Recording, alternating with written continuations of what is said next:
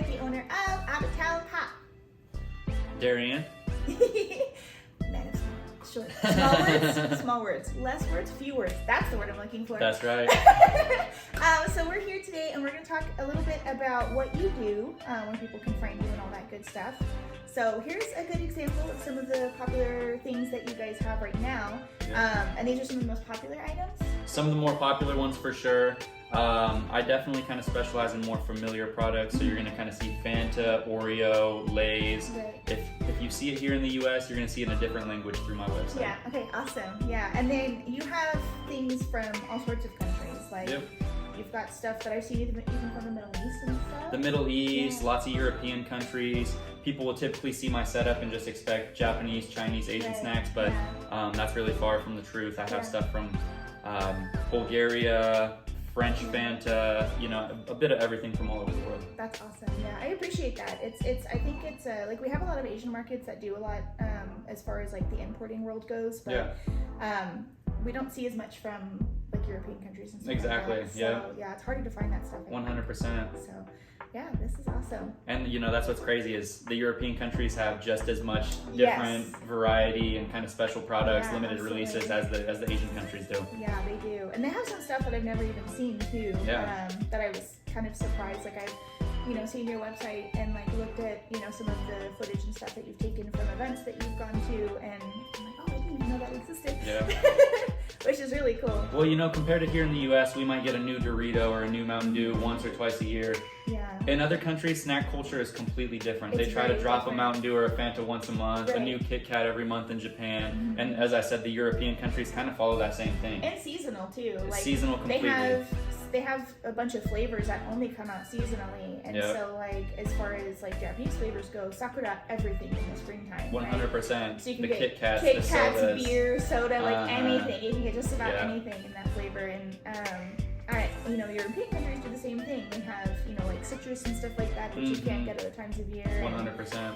Yeah, I think we need more of that because we agree. don't have that here. It's the same boring stuff all the time. They've been doing better. We've been getting like the mystery Fanta and Mountain Dew for Halloween, some Christmas stuff, but it's still nothing to the extent that other countries do it. Yeah, I will definitely say that like I go to QT and I just want like something fizzy to drink, and I go there and I'm just like, oh man, I don't really.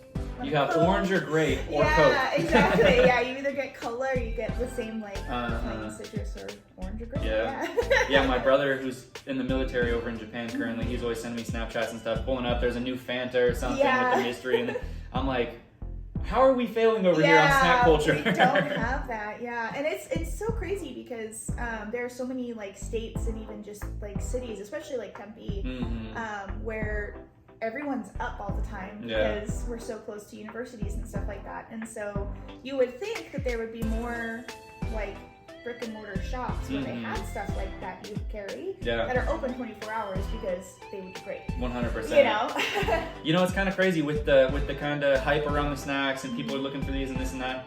There's not a whole lot of people importing a lot of the European and Japanese, for the demand. The production's still really small on it, so it's if you can find it, grab it, Yeah, people are talking about it, YouTubers and stuff like that, when they travel abroad and they get to try all of these things in other countries, they're like, oh my god, look at what I found. I'm so excited to bring this stuff back. And then I'm like, it's so hard to get here. We'll never have any of that. It's crazy because at first, a few years ago, I started 4 years ago. It was kind of just lots of people that were looking for it, more exclusively through Instagram or this and that. At this point, since it blew up on TikTok, I have 5 and 6-year-olds coming up to my table at First Friday and saying, I saw the streamer eating these, or I saw this on YouTube. So it's completely, in the last few years, the culture and the snack culture here in the US has completely changed. It has, and I hope that as the demand gets to be more obvious to the people who are kind of more in control of this kind of stuff, that they see, we should do better because look at the demand. Now you got, all sorts of smaller smoke shops, game stores. I supply shops all over Phoenix, and it's not just an Asian culture shop. It's like everyone wants it in their shop at this point. Exactly. And plus there's a lot of places where like either people don't know where to go, they don't know where like the import shops are, Yeah. And they just know like what's in their neighborhood or what's super local, or they live out in, you know, really far away from stuff like that. And you know, I'm from Alaska, a small town in Alaska. Yeah. So some people, you know, oh, we can go to the Asian market and get some. Not, you know, every once in a while you'll be able to grab a Lay's and this and that for the Asian market, but you also have to realize the majority of people in the U.S. are nowhere near an Asian market. Exactly.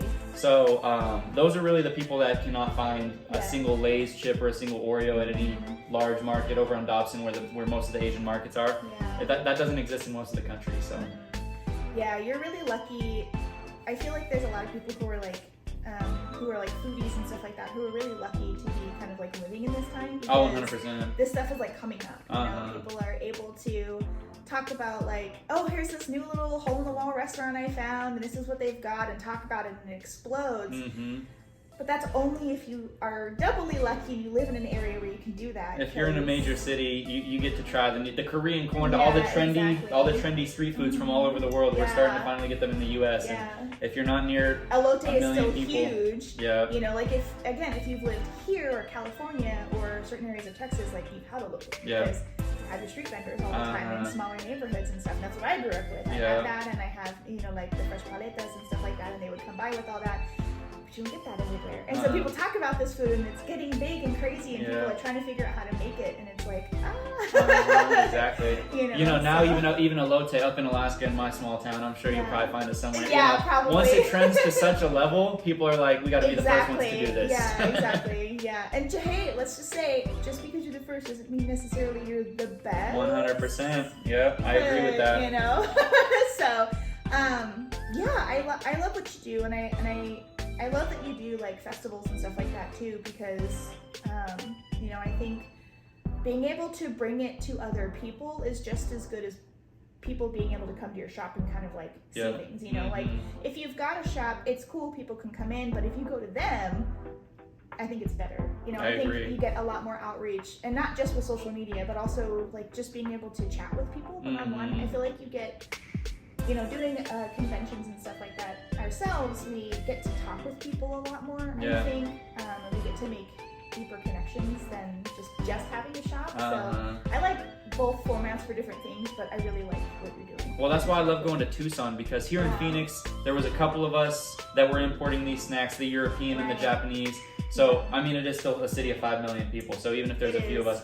But when I go to Tucson, I don't believe there's anyone doing it down there. So every time I go to Tucson, the anime events or anything down there, people are excited as hell to finally have it down there. So every time I pull up to Tucson, I sell out like this. I think there are a couple of like really small little markets, but there's nothing like we have out here. We have a couple friends of ours from Tucson, and one of our friends, B, whenever he's up here, he gets to visit, and he just like loses his mind. He's like, I gotta go to this store and this store and this store, and I have $50 for each store set aside because I know exactly what I need to bring back, because I'm not gonna be up here for another 6 months. And so, you know, we try to make those because there's nothing. Go hit the right restaurants.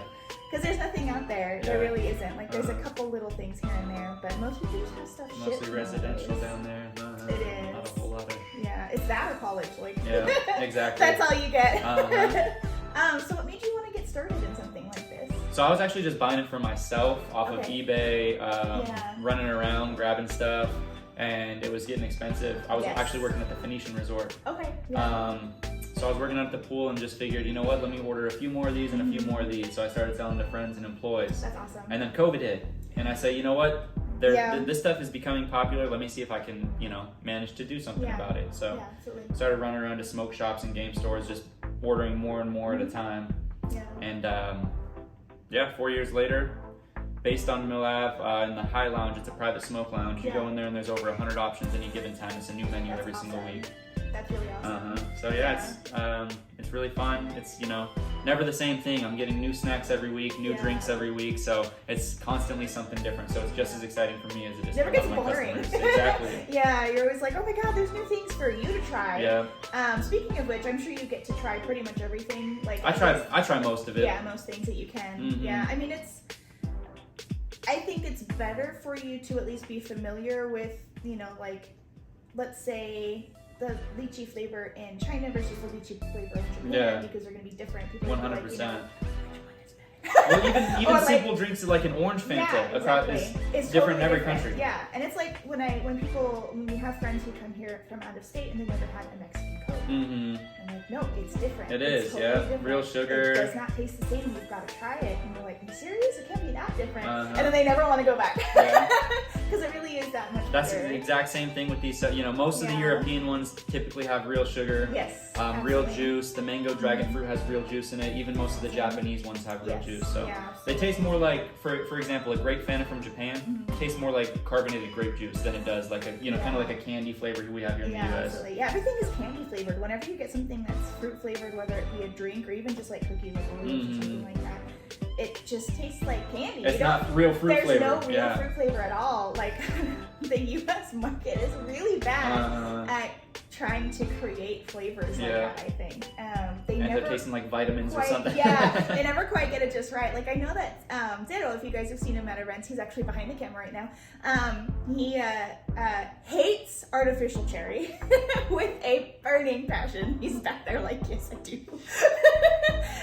It is awful, and it just tastes like cough syrup. Like a lot of us grew up with, like, you got cherry, bubblegum, or grape, and so a lot of us hate those flavors now because everything tastes like that. I'm pretty sure that cough syrup companies and Coca-Cola uses the same syrup. They signed a deal or something. There's something. There's like only one flavor of cherry, and everyone uses the same thing except for Jelly Ranchers, which is okay. But yeah, it's boring. Yeah, I agree. Boring out here. There's just not enough.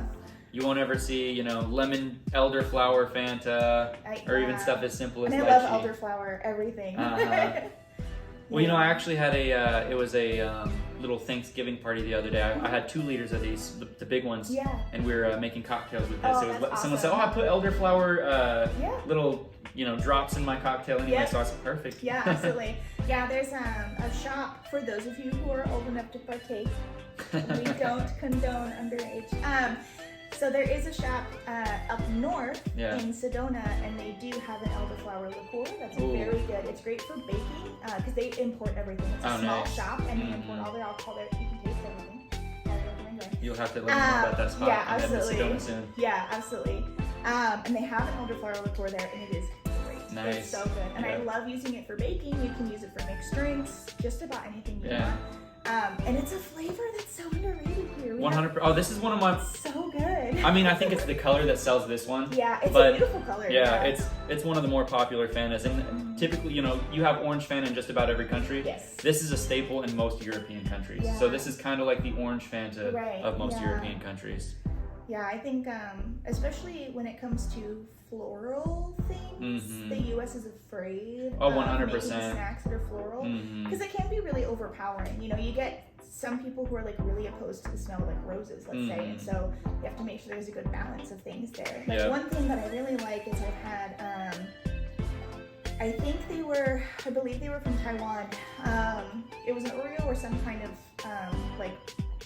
sandwich cookie like it, where it was rose strawberry or rose raspberry. It was probably an Oreo. They had quite a few rose flavors. Yeah, and I loved it. And that was like one of my favorite things. It was like, if we could just get the U.S. to make flavors like this, I would be so happy because I love floral flavors. Like I do too, but there's just so many from people that come up and say, what's this? Oh, it's a rose Oreo, something like that. There's too many mixed opinions. Yeah. People are always too scared in the U.S. to try something like that. Yeah. Whereas and I feel like that's part of the issue why, I wonder if, that might be part of the issue of why American companies are equally afraid to like venture out in flavors. Even try new stuff every month or something. Yeah, because American people, we love you, are afraid to go out and try things. I think the majority, not everybody obviously, but I feel like there's a large majority of people who are afraid to go out and taste and experiment and find things that they like. And I think that, on one hand, I feel like that's why the foodie culture is really there and why people love watching videos of other people eating because they're like, oh, I could never try something like that. And it's like, why not? Right. We'll just go out there and try it. Just try the damn thing. You're going to end up liking it and you'll come back for more. Exactly. And that's like, that's one of the things that I love to do about like trying small restaurants and stuff like that. And I try to support local as much as I can. Literally wherever I can, I will do it. And I think that's part of the fun is trying things that you've never had before and experiencing it. And if you don't like it, you don't like it. But you can say that you tried it. And so if you know someone who likes, you know, strong flavors in one way or another, you can be like, oh yeah, there's this place, you would probably like it, I didn't care for it, but you know, I'm like, that's the fun part. I think 100%. Part of the fun, you know. These chips right here, this is a perfect example of that because these are white peach beer potato chips. So it's like a peach, it's like a carbonated peach potato chip. You eat these and it's actually kind of fizzes in your mouth. Oh, that's This awesome. is one thing I tell the people, you know, it's an interesting flavor, but if you want to try, you know, an exotic chip, this is the one right here. And people are always, you know, it's mixed opinions on like the beer flavor, but people are always happy they tried them because we don't have anything like this in the US. Yeah, exactly. And so that's, I feel like that's another thing that's really nice about European and Asian snacks and stuff like that, is they come in smaller packages, so you don't feel as bad if you're like, man, I don't love this, I'm going to give it to a friend of mine to see if they like it, because it's a smaller package. And so you're not, let's say, you know, you get Doritos here and you come in 2 sizes. Maybe 3 if you get the little like tiny or giant. Yeah, you get this big or you get this big, you know, you get Costco, you get like Lunchbox. And so there's no in between. There's no like, I would like to share this with me and 5 of my friends and we can all give it a shot and see how it is. And I think that the sizes that they have are perfect. Yeah, I agree. To do that, to just be like, hey, we have $10, let's go in and try these couple of flavors and just split them and see how we like it. I mean, you don't really find like these smaller Oreo boxes. The only time you find those boxes really are like at the gas stations and it's just the normal flavor, you know? Yeah, exactly. Pretty much every foreign Oreo comes in those single snack size boxes, which makes sense. Yeah, it does. It makes a lot more sense. You can throw it in your bag and you know, keep it in your car or, you know, your purse or whatever if you're on the go a lot. You know, if you have, we have a couple of our friends who are hypoglycemic, and so they have to have some kind of sugar on them because it comes and goes. Yeah. And so it's like something like this is perfect to shove in your backpack. Toss an Oreo down your throat once exactly. Yeah, whenever you need it. And we just don't have that. Like we don't have that kind of like convenience. And so I love that. That's, for sure. A huge perk. So one of the number one sellers, you know, is, as you know, it's all interesting stuff, kind of unique combinations, stuff you haven't really had in the US. This is one of the number one sellers I have from Korea. It's Ritz crackers with Oreo cream in the middle. I mean, it's, you know, both made by Nabisco. They both come from the same factory. Right, exactly. Why not? Why not? Yeah, why US. not? These are one of my best sellers. Exactly. This I think would do really well. Like stuff like this where it's just like, oh my god. I think something like this would do well in the US. You know what I mean? Some of the, you know, seafood flavors and this and that, people are... Exactly. Yeah. Seafood flavors. Y'all are missing out. That's what I'm saying is, you know, there's mixed opinions about seafood flavors here in the US, but they're all incredible. People always end up liking them regardless. Yeah, exactly. One of my favorite is a spicy seafood hot pot flavor of Lay's. And those are one of my favorite flavors, and it has the numbing spice, and I love spicy things. So it's like one of my favorites. And let me say, the US, y'all be out here doing spicy, and it's like, it's not enough. It's not enough for those of us who actually really like spicy stuff, and so it's nice to have that as an option too. For sure. Like if you like really spicy things or sour things, like, oh my goodness, what's that? I think it's just called Oishi brand, and I think, I think they're either Taiwanese or possibly Filipino. They make a salt and vinegar cracker that goes with beer. It's specifically supposed to pair well with different kinds of summer beers. And it's like one of my favorite crackers in the whole world, and it's very strong. It's way stronger than the salt and vinegars that we have here, and I really like it, and it's so good. Yeah. It's so good if you pair it with, like, if you just want to pop open a can. You'll have to send me a picture of those. I'm not familiar. Maybe I'll be able to get some more in. Yeah, they're super good, and they do, and there's stuff like that that just like is meant to go well with for sure certain drinks. I mean, they just came out in Japan with the they were 0 sugar Pepsis, but they had, you might have seen it had the fried chicken on. One of them had the fried chicken on the front. One of them had ramen or something. People were thinking those Pepsis were like paired. People were thinking fried chicken flavored Pepsi. No, it's a Pepsi made to be exactly. It's supposed to go with fried chicken. They've done stuff like that. They've done stuff like that with pizza. Like that's the type of unique stuff. You know, it's such a small niche market that the US we wouldn't sell that ever. Right, exactly. They're selling them in Japan like crazy. Try it. Just give it a shot, you know. And worst case, they just import their own stuff. you know, like exactly. You know, it's already being made there. Just ship a little extra this You know, when I first started this almost 4 years ago, I pulled up to Coca-Cola, I think Spire down in Chandler, and I talked to the GM there because I was trying to, you know, I had to end up finding my connections. I was looking everywhere for Japanese soda and this and that. So I went to Coca-Cola and I talked to the manager. I said, are you able to contact Coca-Cola Japan and have them send cases? If it's a pallet, let's make that happen. And he did the work for me. He got back like a week later and he said no. Japan, we don't work together. It's two separate entities. So it is. It's really similar with Nintendo. Like they're two totally different companies. You want that rare game? U.S. Nintendo's not gonna get it for you. They're not gonna have it. Yeah, exactly. They're not gonna have it for you. So yeah, they're very. I think the really big companies like that are just. They have to be separate because they're too big. Oh, 100%. I think it would just be ridiculous. They'd end up losing money trying to get a pallet over here to the U.S. for the U.S. Coca-Cola. And it probably would, yeah. So it's just kind of up to the smaller companies right now until they figure out a better way to do it. Yeah. It's kind of up to the smaller companies to, like you, to bring in stuff like this. It's just easier for you. So, flavors. Do you have a favorite of all time? Something that you've had, and it can be here, it cannot be here, just something that you've sold that you were like, this is poppin'. These two are two limited edition current flavors, but they're two of my favorite flavors. Okay. This has been one of the #1 selling chips for the last just about a month. Yeah.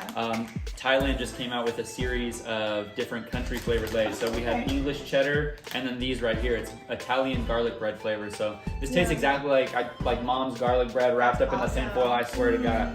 And then these. I saw those. Yes. So something we don't do in the U.S. There's two separate flavors in this bag. They don't mix. It's two separate flavors. One is fried chicken wing and the other is sriracha. So you're gonna have one spicy sriracha chip and then a fried chicken wing chip. Yeah, those are incredible. Because you can again split it with someone. One of you guys likes one flavor. You can do them together. Mix the flavors. You can do them separately. Some of my personal favorite sodas. This is all the way from Malaysia. It is a Blue Shock Mountain Dew. Yeah, and I've never even heard of that. Yeah. Well, I'm going to leave this one for you guys to try. Awesome. The difference between this and kind of the U.S. ones is, the U.S. Voltage and this and that, they all have like really strong Mountain Dew flavors still. Yeah. This actually tastes like a completely new soda. Oh, I love that. So it tastes kind of like a blue snow cone. It's really good, really sweet. Brand new lychee Fanta from Singapore. Yep, this has been incredibly popular. Well, you know what's funny? The Highlander I supply and multiple other people when I bring this to events, they don't know what it is.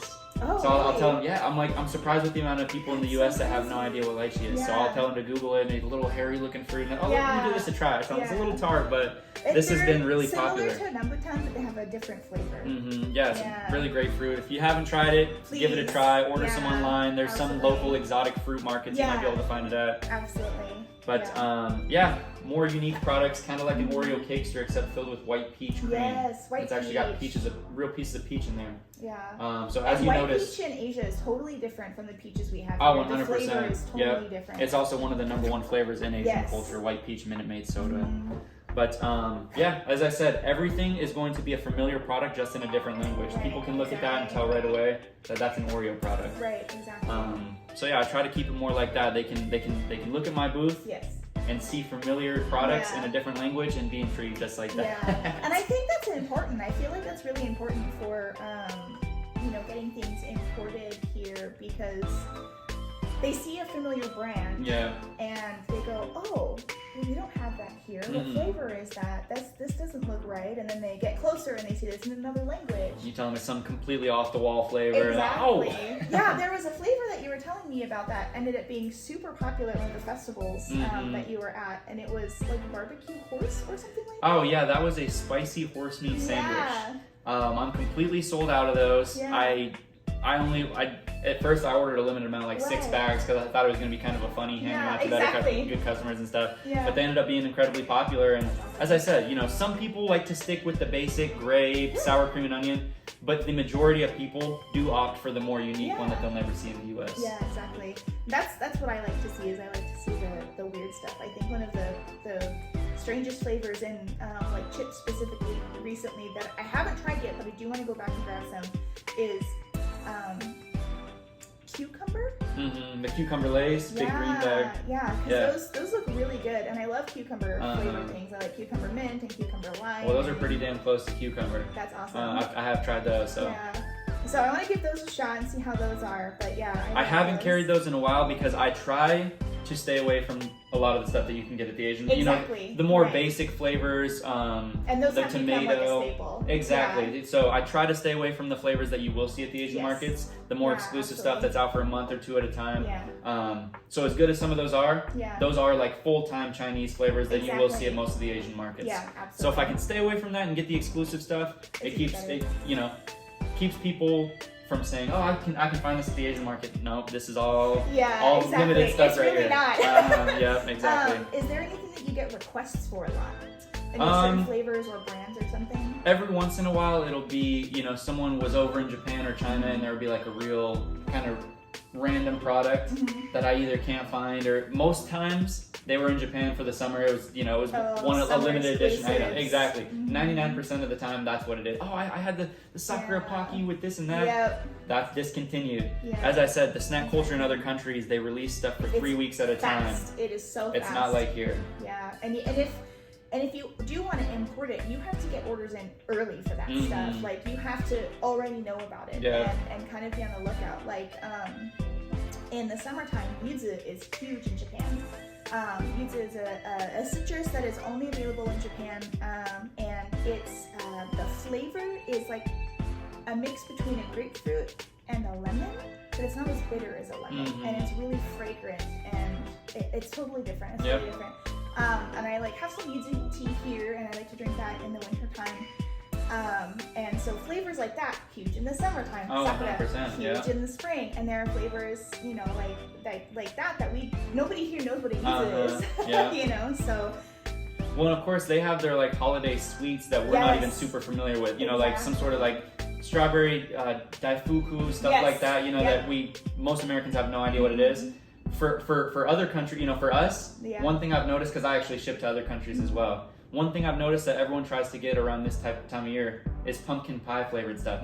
Pretty much pumpkin anything, but pumpkin pie, that's actually unique to the U.S. It is. Not everyone is celebrating pumpkin pie, pumpkin spice, this and that. So every fall time, I have a guy I supply in Australia, Czech Republic. They're contacting me for the pumpkin spice Oreos, this and that. That's awesome. So there are some things here in the U.S. that other countries desire, but it's not often. It's mostly cereal and Oreos. Yeah, exactly. Is what we have here in the U.S. Yeah, we get cereal, we get Oreos, and every once in a while we do get limited chips that other countries don't get, because they'll be like, they'll release, you know, 3 or 4 flavors, and it'll be like, vote online for your favorite. Exactly. And so they only have so many bags that you can get, and so those sweep up really fast.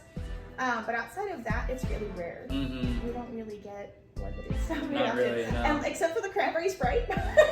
Once a year we get that. Once a year we get the cranberry Sprite. I will say Mountain Dew in the last few years has been doing a lot better. They've been doing great. They're the ones that are killing it here in the U.S. And guess what? So many Europeans and people from other countries are requesting them out. That's the only soda they request. So it's like, hey, Coca-Cola, look what Mountain Dew is doing, and 100%. They're blowing up worldwide. And you know, me and a lot of my friends were gamers, right? And so we'll do that. We'll try the Mountain Dew flavors together, and we'll buy a couple of the bottles and be like, okay, well, we have this one, we have a mystery flavor, and we'll try them all together. And it's just fun to do. You know? It's just kind of like a nice little, like, hey, we're all gaming together, we may as well. You know? Did you just see that they re-released the Mountain Dew Game Fuels that were like back 2012 or something? Yeah, they were. The citrus cherry and the fruit punch, so I bought a couple of those the other day. Yeah, I remember those, and they were kind of mid, you know, some people love it. I agree. I was surprised they brought those because it's citrus cherry. I'm like, we have Code Red. Exactly. Yeah, they kept Code Red forever, and I was like, oh well, the other cherry flavors don't need to come around anymore. We're good. You know, one of my #1 selling sodas of all time was actually a limited Mountain Dew this summer from Canada. It was Canadian sodas. They typically have the English, and then underneath they have the French. It was Honeydew Mountain Dew. And it tasted exactly like cantaloupe, or like honeydew, I mean, and it was absolutely incredible. That was one of my #1 selling sodas. It discontinued about a month ago, and I still have people asking damn near every day, can we get more Honeydew Mountain Dew? Yeah. Oh man, that sounds so good. Oh, it was great. I love melon. I love melon flavored stuff. And again, you can get melon flavored stuff in other places, but it's not popular. Well, I think that's part of the reason. You know, that's one of my #1 most requested fans is the Japanese melon fan. Yeah, it's so good. Anything melon, you know, that's one thing that people recognize is melon flavor from other countries is great. Yeah, it is. It's because their melon flavor is a completely different breed of melon that we can't even get here. Like the Japanese melon is a completely different breed of melon than we're even going to be able to ever get here. You can buy them here occasionally in the U.S., sometimes in import grocery stores in California, but it's like $120 per small melon. And so I personally will be fine making do with $3 can of soda. You know, like I'd much rather pay $6 to $8 on a can of soda than $120 on a melon. Yeah, you know? I agree. So, it's nice that they exist. Yeah. I'm good You're like, I'll never. wait till my trip to Japan exactly. and save half. Yeah, exactly. And yeah, buy a couple melons and. Yeah, no. No, I mean there's strawberries too. There's white strawberries that you can get in other countries. I've seen those. Yeah, that's so crazy. Expensive and like per strawberry it's like $50. That's you know? nuts. I'm like, I can't. One thing that we actually have here in the U.S. that I'm still looking for one. Yeah. They're also pretty expensive. Those pink pineapples. Yes, the pink. We tried one. Oh, how was it? Yeah, it was actually pretty good. Nice. Yeah, it was definitely sweeter than a regular pineapple. And it kind of had like kind of berry, kind of. It said like essence of berry or something. Yeah, because they breeded them completely different or something. Yeah, they do. Yeah, and it's crazy. really subtle, but it's really nice. Mm-hmm. And again, it's a fun experience. We tried them with our friends. We got one. It was like $25. I was gonna say, I remember them being like $30 at Walmart or something. I was like, jeez. Yeah, it was pretty pricey, but it was nice because we all get to try it. It's an experience, you know, just like this stuff. Fun. It's gonna cost more than your average soda, cost more than your chip, but it's an experience. 100%. It's fun. It's something you can share with friends, you know. Yeah, absolutely. And so, where can people find your stuff? Where can they like purchase it or see you on social media? So I supply a few shops around the Phoenix Valley. Yeah. Studio 56 in Arcadia. It's a vintage and sneaker shop. Okay. House of Used. Some of your followers might be familiar with House of Used over in Mesa. It's that large gaming store, lots of collectibles, as well as a large collection of snacks and exotic snacks and sodas. Okay. My main location is going to be the High Lounge right on Mill Ave, right next to the Taco Bell Cantina. Yeah. It is a private cannabis smoking lounge. Yeah. So it is a 21 plus, but you can buy snacks in there anytime. So you don't have to be 21 to go in there. Just ask to see the snack lounge. Awesome. Or OuttaTownPop.com or OuttaTown Pop on Instagram. I deliver for free all around the Phoenix Valley. Awesome. Mystery boxes. I can pull up and have a little shop set up in the back of my truck, however you prefer it. Yeah. I pull up to offices. That's awesome. Basically, if you can contact me somehow through Instagram, you're getting exotic pop and snacks delivered to you. Yeah, that's really cool. Do you have any events that you're gonna do? Yeah, all sorts of events. I'm at First Friday, right on the corner of 2nd Street and Roosevelt, every First Friday. I've been popping up at most of the major anime events around town. Yeah. First Friday is going to be the best place to find me continuously, you know. Because you're there every month. Every single time in the same spot. Even if it's hot, he's out there, y'all. Like, Yeah. it doesn't matter if it's 120 degrees outside, he's out there. He's Yeah. like, yours coming down. And I'm like, oh, I don't know, I didn't think about it.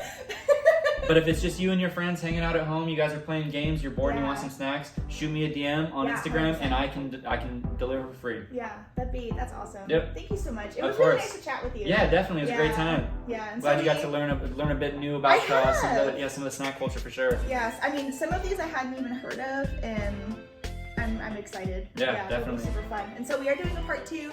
We're going to do a taste test for part 2, so you can see all of that footage once we're done. For sure.